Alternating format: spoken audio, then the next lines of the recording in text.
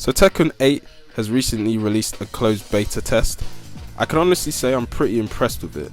This might be one of the most anticipated games in the late 2023, but it might be released in 24. Not too sure, but I don't mind. When I look at it, I think there's been a huge difference between Tekken 7 and Tekken 8. The stages in Tekken look absolutely gorgeous. My top two are the one in Times Square and the one with Jun Kazama looking stage. This is the most beautiful stage I've ever seen in my life.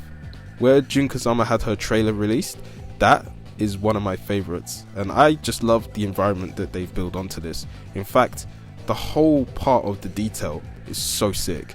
Like, generally, this might be something that I'm gonna not be happy with if I don't get time to play it, because unfortunately there are times where I won't have the time to play it, but at the same time I still loved how much I got into doing the Tekken 8 closed beta, because it just seems so much fun. It's like Tekken 7 looked like a 10-year-old game to me, but Tekken 8 just was more grown up, more polished, more defined.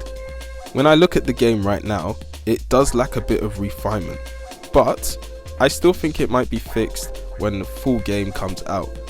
As always, they always bring new tricks up their sleeves with the heat actions. The heat actions have been around in Tekken 7, but with the new animation being brought up to the table in Tekken 8, I can honestly say this looks a bit slick. I honestly like the move animations they do for heat actions when they're about to use another combo, and it takes more damage, and it's even tough to defend against your opponents in an offensive attack. The combos on the side of the screen is actually quite helpful for those that want to get into Tekken for the first time, but granted, these combos are not that easy to remember, but at the same time, you get the rhythm of it when you practice. So I recommend looking through some characters' move lists when you get into it for the first time, because trust me, some of them are a bit difficult, but some are kind of easy, and there's no rush in not knowing how to do this and that.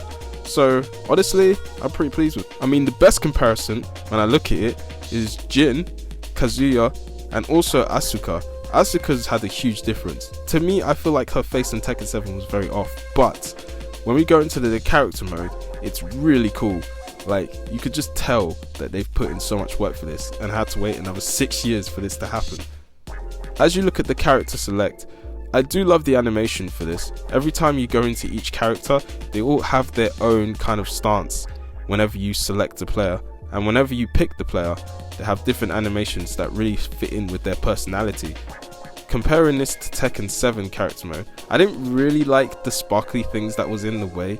It just felt a bit like sometimes character selects need to be on point, but this one I feel like this was a bit more vibrant. And what's even more fun is arising from being missing for so long is Jun Kazama.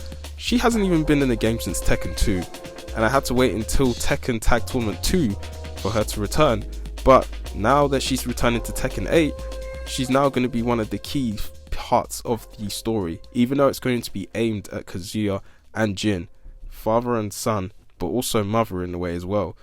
Let's just hope in the few months to come that there's going to be some good writing, some plot twist, and some surprises, because I feel like that's what they lack in the story.